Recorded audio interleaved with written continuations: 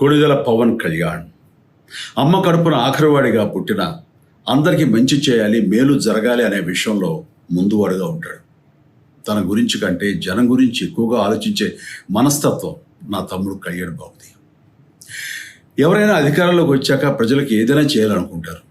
కానీ కళ్యాణ్ తన సొంత సంపాదనని కౌలు రైతులు కన్నీళ్లు తుడిచేందుకు ఖర్చు పెట్టడం, సరిహద్దు దగ్గర ప్రాణాలొడ్డి పోరాడే జవాన్ కోసం పెద్ద మొత్తం అందివ్వటం, అలాగే మత్స్యకారులు ఇంకా ఎందరికో తాను చేసిన సహాయం చూస్తుంటే ఇలాంటి నాయకుడు కదా జనానికి కావాల్సింది అనిపిస్తుంది. ఒక రకంగా చెప్పాలంటే సినిమాలోకి తను బలవంతంగా వచ్చాడు, రాజకీయాల్లో మాత్రం ఇష్టంతోనే వచ్చాడు. ఏ తల్లికైనా తన కొడుకు కష్టపడుతుంటే గుండె తరుక్కుపోతుంది.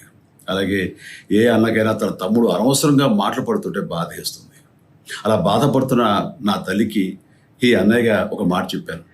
నీ కొడుకు ఎంతోమంది తల్లుల కోసం, వాళ్ళ బిడ్డల భవిష్యత్తు కోసం చేసే యుద్ధం అమ్మా ఇది. మన బాధ కంటే అది ఎంతో గొప్పది అన్నాను.